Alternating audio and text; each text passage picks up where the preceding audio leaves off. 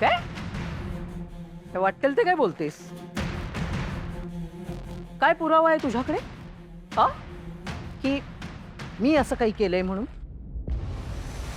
पुरावा? अहो मीच पुरावा आहे. स्वतःच्या डोळ्यानं बघितलंय तुम्ही काय केलं ते, म्हणून डायरेक्ट तुमच्याशी बोलतोय, ते बी तुमच्या तोंडावर. तू तू काय वाटेल ते बोलशील आणि तुझे काही बोलशील त्यावर काय लोक विश्वास ठेवणार आहे? म्हणून तर काय बोललो नाही. अहो आजींना हे कळलं तर काय वाटलं? ते ज्या माणसांवर एवढा जीव लावतायत ती माणसंच त्यांच्या जीवावर उठलीत. हे करून तुम्ही माझ्या हातनं असं सहजासहजी सुटणारे असं समजू नका. लई कारस्थानं केली तुम्ही या आधी. खराच पहिल्यांदा तुम्ही करताना ते बघितलंय मी. पहिली वेळ आहे म्हणून काय बोललो नाही. खरं इथनं पुढं माझ्या आजी आजोबांनी त्रास द्यायचा प्रयत्न जरी केला ना, तर ध्यानात ठेवायचं मी कोल्हापूरची. आम्ही माणूस मनात बसला तर त्याला डोसक्यावर घेऊन मिरवतो, आणि तो डोसक्यात गेला तर त्याला पायताना खाली चिरडतो. विसरलात काय? या घरात मी कसं आलेलो विसरलात?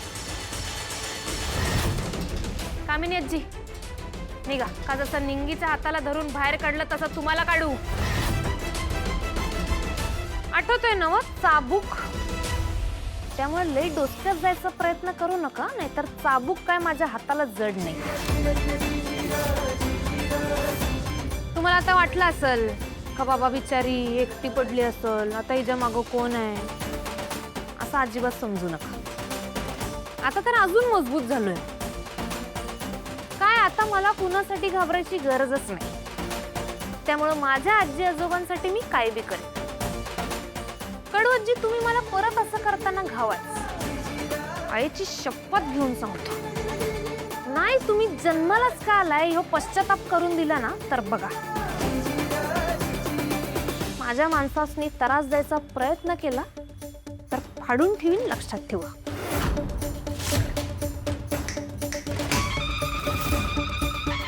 मी इथं राहत नाही म्हणजे मला काय कळणार नाही असं समजू नका. कान डोळं मन सगळं येत आहे माझं. तो माझ्या कानावर एक जरी वाईट साईड गोष्ट आली की नाही, तर गाठ या कमळीशी देण्यात ठेवा. तुम्ही परत काय करा ना, एकेकाची चामडी सोलून ठेवली ना, तर बघा.